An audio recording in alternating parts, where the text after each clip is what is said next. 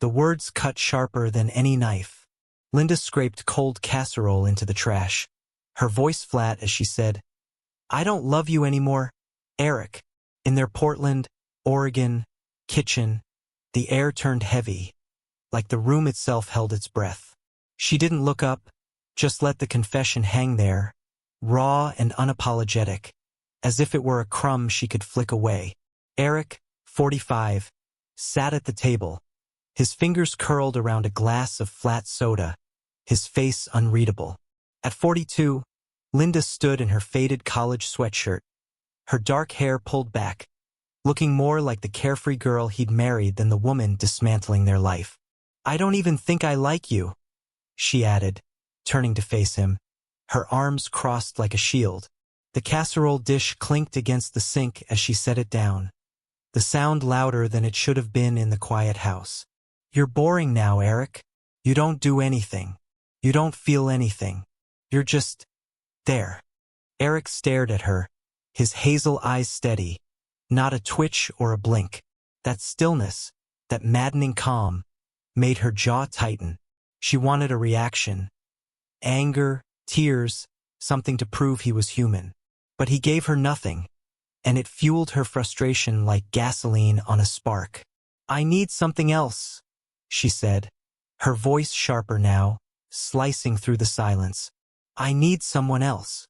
She paused, then let the name drop like a stone. "His name's Nick. He's younger, ambitious. He makes life feel alive again. We've been talking for a while. It's not just a fling. It's everything." Eric nodded slowly, as if she'd told him the weather forecast. He lifted his glass, took a sip, and set it back down with deliberate care. The casserole, the one he'd made the night before with extra cheese because she always asked for it, sat untouched on the counter. She'd said she wasn't hungry then, and now he saw why. "Thanks for letting me know," he said, his voice low, almost gentle. Linda blinked, thrown off by the absence of a fight. She'd braced for shouting, for him to slam the table or beg her to stay. But Eric just sat there, his broad shoulders still, his expression as blank as a closed book. It was worse than anger. It was indifference, and it stung more than she'd expected. "That's it?" she asked, her tone rising. "That's all you've got?" He tilted his head slightly, like he was considering her question. "What else is there to say?" Her laugh was sharp, humorless. "God, you're unbelievable." She turned back to the sink, shoving the casserole dish under the faucet as if it had personally offended her. The water hissed, steam rising from the still warm ceramic, and Eric's eyes flicked to it for a moment. That small detail, the dish not even getting a proper rinse, irritated him more than it should have. Like even it didn't get a goodbye. "Well," Linda muttered, drying her hands on a dish towel. "Guess I'll start packing a few things." She tossed the towel onto the counter and walked toward their bedroom, her steps quick, purposeful, like she was already halfway out of their life. The door closed softly behind her, a sound so final it echoed in Eric's chest. He sat there for a moment longer, the kitchen silent except for the faint hum of the fridge. Then he stood, his chair scraping lightly against the hardwood floor. He walked to the counter, glanced at the casserole, golden crust, extra cheese, her favorite, and felt a flicker of something. Not anger, not sadness, but clarity. Eric moved to the kitchen island, crouched, and opened the third drawer. Beneath a clutter of old warranties and expired coupons, his fingers found a small black key taped under a wooden spoon rack. He peeled it free, the adhesive giving way with a faint rip. In the hallway closet, he pushed aside coats and pulled out a beige box with a false bottom. Inside was a red leather binder, its edges worn but intact. Not a will, not a bank statement, but something far more valuable. Silence. Documented, layered, strategic silence. Linda thought she knew him. She thought he was an accountant, crunching numbers for small businesses, living a life as dull as the slacks he wore. And technically, she wasn't wrong. Eric did keep books, but not for corner stores or family restaurants. Since 2001, he'd managed wealth for people who didn't want their names on anything: silent partnerships, shell companies, startups that existed only on paper. The binder held the proof: a network of investments, hidden stakes, and a single name that caught his eye tonight: Cascadia Ventures, a venture fund he'd seeded years ago under an associate's name. No title, no public role, just a clause that gave him discretionary power to inject cash into any project he chose. Untraceable, legal, and entirely his. Linda thought she was running toward a new life with Nick, toward excitement and ambition. She didn't know she was stepping into a game Eric had already set up. He closed the binder, locked it, and returned to the table. The casserole still sat there, its edges congealed. The extra cheese now a cold, mocking reminder of what she'd thrown away. Eric picked up his phone and typed one word to Cascadia's managing partner: interested. No signature, no explanation. He didn't need one. They knew who he was. Linda wanted fire. She was about to get it, just not the kind she expected. The kitchen felt colder now, as if Linda's words had sucked the warmth from the room. Eric sat back at the table, the red binder in his hands, its weight a quiet promise. Outside, Portland's rain tapped against the windows, a steady rhythm that matched the pulse of his thoughts. He opened the binder, the leather creaking softly, and flipped to a page marked with a single tab: Cascadia Ventures. Linda had called him boring, a man who didn't feel anything. She saw a guy in pressed slacks, sipping flat soda, living a life as predictable as a tax form. But Linda never asked about his work, never cared to look past the surface. If she had, she'd know Eric didn't just balance books. He built empires, invisible ones, for people who paid to stay in the shadows. Since 2001, he'd woven a web of silent partnerships, shell companies, and investments that moved like ghosts through the financial world. Cascadia Ventures was one of his creations, a mid-tier venture fund he'd seeded under an associate's name, a cousin who didn't ask questions. Eric held no public title, no voting shares, just a single clause buried in the fund's charter: discretionary placement rights. Up to $250,000, no approvals needed, no paper trail back to him. It was power, pure and quiet, the kind that didn't need a corner office or a LinkedIn profile. His eyes scanned the page. There, in black ink, was a name he hadn't thought about until tonight: Revolabs. Nick's startup, the one Linda gushed about, the one she said was about to take off. A logistics platform, AI-driven, vague on details but heavy on ambition. Eric had seen the pitch deck last quarter, sent to Cascadia by a broker who didn't know Eric existed. Weak revenue model, flashy buzzwords, the kind of spark that burned bright but fizzled fast. Unless, of course, someone gave it a push. He closed the binder and leaned back, the chair creaking under his weight. The casserole still sat on the counter, its golden crust now a dull, congealed mess. Linda always loved the edges, the crispy bits she'd pick at with a fork. He'd made it for her, like always, and she hadn't touched it. That stung, but not as much as her smirk when she said Nick's name. Eric's phone buzzed, a reply from Cascadia's managing partner: Curtis. Got it. Revolabs? Bold. Details? Curtis was a wiry guy with a caffeine addiction and a knack for asking just enough questions to seem curious without crossing lines. They'd built Cascadia together, Eric funding it through a maze of LLCs, Curtis running the show with a smile that disarmed anyone who looked too closely. Eric typed back, $150K, Horizon Systems, no exposure, silent LP, passive returns. 2 conditions: cash stays anonymous, and route it through Cascade Equity. He paused, then added, let him build his castle. Curtis didn't ask why. He never did. That was the deal. Eric stayed in the shadows and Curtis played the frontman. Within hours, the money would move, wired through a Delaware LLC with a name so bland it sounded like a yoga studio. Nick would think he'd hit the jackpot, and Linda would cling tighter to her new life, never knowing who pulled the strings. Eric stood and walked to the kitchen island, his fingers brushing the cold casserole dish. He could still smell the cheese, faint and sour now. He opened the fridge, slid the dish inside, and shut the door. It wasn't about saving leftovers. It was about closing a chapter. He thought of Linda, packing her bags in their bedroom, her steps quick and defiant. She thought she was running toward freedom, toward Nick's ambition and rooftop bars. But ambition was fragile, and Eric knew how to bend it. Riva Labs wasn't Nick's dream. It was Eric's chessboard. His phone buzzed again. Curtis. Done. Funds wired. Horizon systems clean. You want oversight. Eric's lips twitched. Not quite a smile. Not yet, he typed. Give him enough rope to feel proud. He set the phone down and glanced at the hallway. The bedroom door was still closed, Linda's shadow moving faintly behind it. She'd be out soon, her suitcase packed, her new life waiting. Eric didn't need to stop her. He didn't want to. He'd given her extra cheese, a quiet gesture of love she'd ignored. Now he'd give her something else.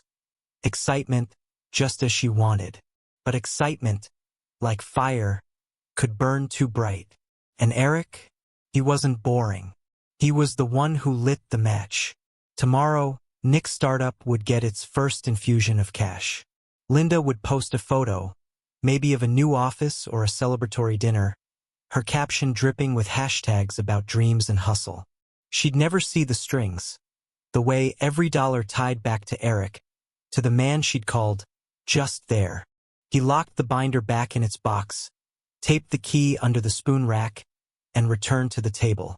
The rain outside grew heavier, a steady drum against the windows. Eric picked up his soda, took a sip, and waited. Linda wanted a spark.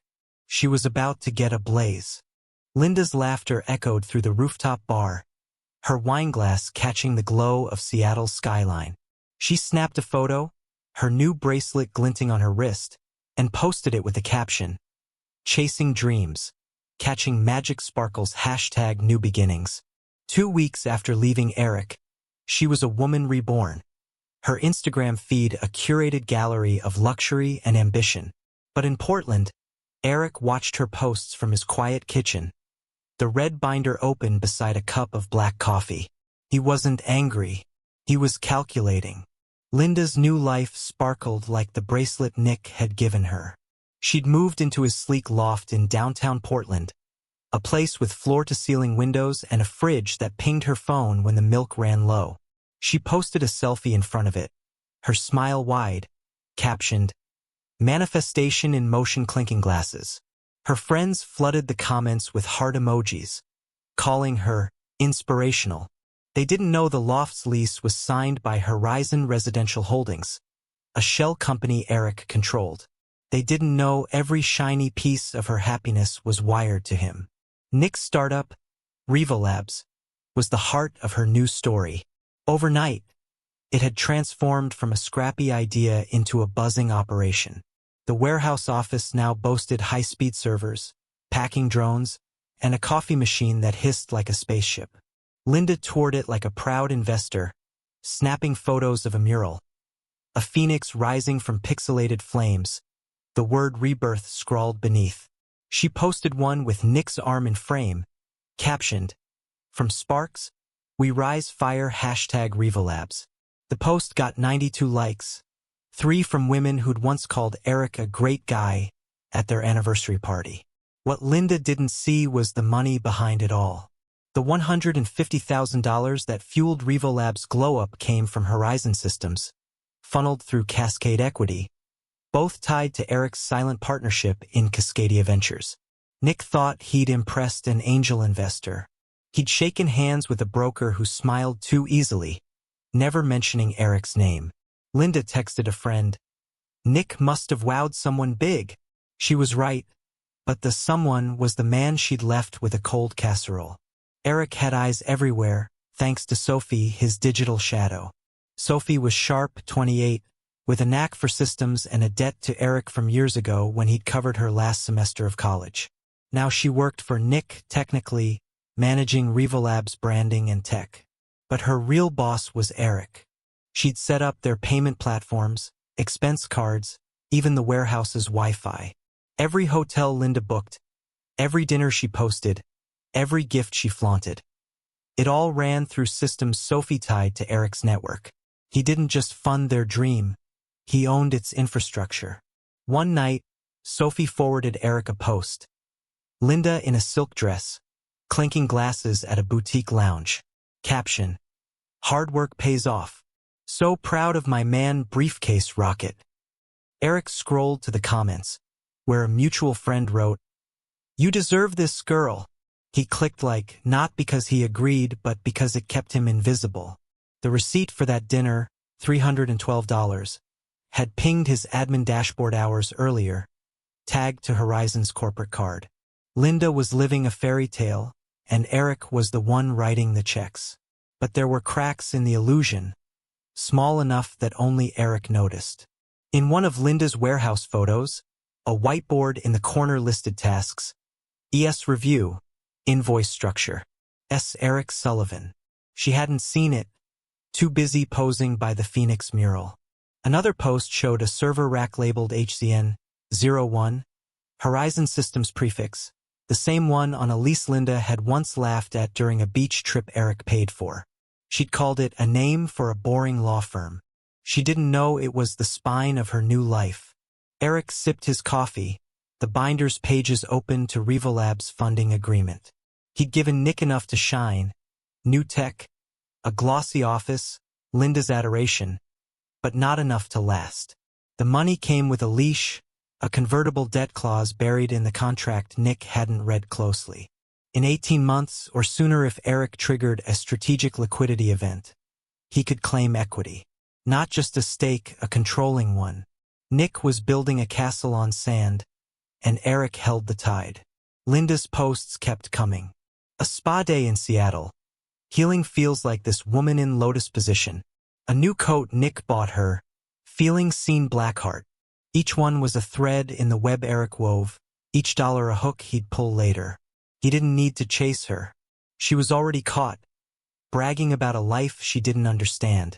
He leaned back, the rain outside a soft drum against the windows.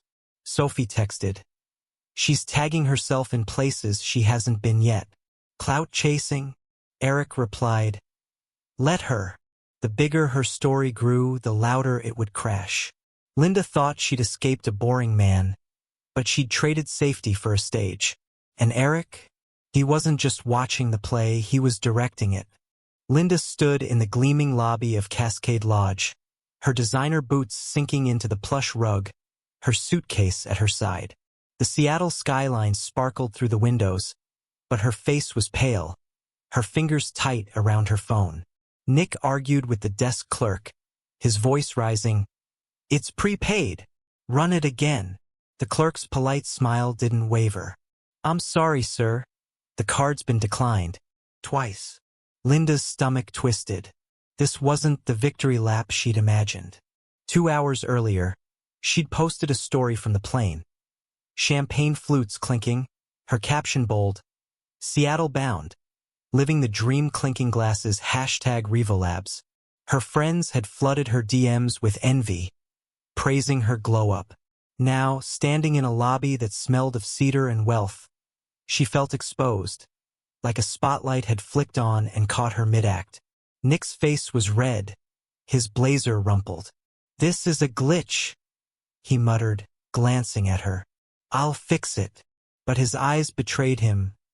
Panic, not confidence. Eric, 300 miles away in a Portland cafe, sipped his coffee and watched the scene unfold through a text from Sophie. There at the desk, card frozen, managers holding firm. He typed back a single period. The trap was set weeks ago, when he'd nudged Nick toward this trip. Sophie had planted the idea, emails about high-altitude networking. A bookmark for Cascade Lodge slipped into Nick's browser. Harmless suggestions like breadcrumbs leading to a cliff. Nick booked the $6,700 suite, thinking it was his idea. Linda packed her bags, dreaming of Instagram-worthy views. Neither saw Eric's hand on the switch. Back in the lobby, the clerk offered to rebook under a new card, but Nick's other accounts were tied to Revolab's expense platform, the one Sophie had locked with a single click from Eric's dashboard. Suspicious activity, the system flagged. A lie so clean it looked like a bank's mistake. Linda stepped away, her boots clicking on the marble floor, and called her friend Marcia. "This doesn't make sense," she said, her voice shaking. "Nick said it was all set." Marcia's reply was blunt. "Check his accounts, Lynn. Something's off." The lounge was packed, no upgrades or comps available. The manager, coached by Sophie, was apologetic but firm. "We're fully booked, ma'am." Linda's phone stayed silent, no new posts, no balcony selfies. Her friends were already texting. "Where's the Seattle vibe?" She didn't answer. Nick slumped into a chair, muttering about someone messing with me. For the first time, he sounded small, not the ambitious visionary she'd bet her life on. Back in Portland, Linda's unease grew. She didn't unpack when they returned. Instead, she marched to Nick's home office, a converted bedroom he called his innovation hub. 2 monitors glowed with abandoned code. A whiteboard listed outdated tasks. A metal filing cabinet stood ajar, careless as always. She spotted a folder labeled Horizon Systems and pulled it out, her hands steady but her pulse racing. Inside was a limited partnership agreement, page 1 Stark, Silent LPE, Sullivan via Horizon Systems/Cascade Equity. Her breath caught. She flipped to the next page, a fund transfer schedule. Dates lined up with her memories. The bracelet Nick gave her, the spa weekend, the Seattle trip that never happened. All funded by Horizon. Page 3 listed expenses, business filings, and a name. Prepared by Terrence L. Mays, counsel for E. Sullivan. Linda's knees buckled. She sat on the desk's edge, the folder trembling in her hands. She yanked open another drawer, finding a manila envelope. Q2 financials. Unsealed. Sloppy. The first sheet was a transaction log. Hermes. Approved. Taste of Portland. Approved. Cascade Lodge. Declined. All under Horizon's issuer code. Eric's code. She whispered his name, the sound foreign in her mouth. Another file showed Revolab's ownership tree, lines pointing to Callahan Holdings LLC. Not Nick's last name, Benton. Callahan. Eric's middle name, one she'd forgotten until now. Linda grabbed her phone, scrolling through her own posts. There it was, a Revolab's photo from weeks ago. The whiteboard in the corner. ES Review. Invoice structure. She hadn't noticed then, too busy posing by the Phoenix mural. But Eric had been there, in every server, every dollar, every smile she'd shared online. Her escape was his script, and she'd broadcast it to the world. Each post a snapshot of her own humiliation. Nick's voice broke the silence. "Lynn, you okay?" He stood in the doorway, his face weary. She didn't answer, just dropped the folder on the glass coffee table. Papers fanned out like evidence in a trial. "Who's E. Sullivan?" she asked, her voice low, sharp. Nick's mouth opened, but no words came. He knew. He'd always known. He just never thought she'd find out like this. Linda's scream didn't echo. It just hung in the air, flat and lifeless, like a note played on a broken string. She stood in Nick's Portland loft, clutching the papers that exposed Eric's web, her designer boots scuffed from pacing. The glass coffee table was a crime scene of documents, Horizon Systems contracts, Revolab's ownership charts, all pointing to one name, Eric Sullivan. Nick sat on the couch, head in his hands, silent as the truth suffocated the room. Outside, the city's rain fell harder, a gray curtain sealing them in. She'd stormed into Eric's modest Portland home an hour later, the folder crumpled in her fist. Her face was flushed, eyes like pinpricks, breath short from rehearsing her rage the whole drive over. Eric sat at his desk, a spreadsheet open on his laptop, as calm as the night she'd left him. "You funded him?" she hissed. No preamble, no pause. You watched me make a fool of myself? Eric leaned back, fingers steepled under his chin. Hi, Linda, he said, voice soft, almost kind. Don't, she snapped, slamming the folder onto his desk. Don't play calm. This, she jabbed a finger at the papers. This is twisted. You paid for everything. The bracelet, the dinners, that damn Seattle trip. All of it. Technically, Horizon Systems paid, Eric said, a faint smile tugging at his lips. But, sure, I approved it. Linda stared, as if seeing him for the first time. The man she'd called boring, predictable, was someone else entirely. Someone who'd orchestrated her every step. How long? She asked, voice cracking. Since you told me I was boring, he said, his gaze steady. The night you smirked and said Nick was everything. You gave me clarity, Linda. I just used it. Her knees weakened, and she sank into the guest chair. The memory of that night, the casserole, her smug confession, burned. You manipulated me, she whispered. Eric raised an eyebrow. I funded you, gave you the excitement you wanted. The lavish weekends, the new life. You said I lacked spark, so I gave you a fireworks show. Her mouth opened, no sound coming out. You think Nick got $150,000 on his own? Eric continued, voice low. A guy with a Squarespace resume and 3 failed LLCs? You think he landed strategic partnerships because of his charm? I thought he got lucky, she said, barely audible. He did, Eric replied. He got me. The room spun. Linda's hands dropped the remaining papers. One fluttered to the floor. Every post she'd made, every selfie by Revolab's Phoenix mural, every dream chaser caption. She'd been a puppet, and Eric held the strings. You watched me humiliate myself, she said, voice flat now, drained. You posted most of it, Eric said, shrugging. I just provided the props. Silence swallowed the air. When she looked at him again, her eyes weren't angry. They were hollow. What do you want? She asked. Eric paused, his script faltering for the first time. He stood, walked to her, and picked up the fallen paper. A Revolab's ownership restructure, notarized, bolded with Callahan Holdings LLC, majority interest. He handed it to her. You don't even own the dream anymore, he said, voice low. It was always mine. She didn't cry or scream, just stared at the page. The man she'd left with a cold casserole hadn't just outplayed her. He'd rewritten her story. Days later, the fallout hit. Linda's phone buzzed with a call from Marcia. Her lawyer, voice clipped. Revolabs is done. Eric executed a liquidation. Assets gone, IP transferred to Callahan Holdings. You're a co-signer on 3 accounts, Linda. The IRS will see you as a silent partner. You're liable. Linda gripped the counter in Nick's half-empty loft. He can't do that, she said. He did, Marcia replied.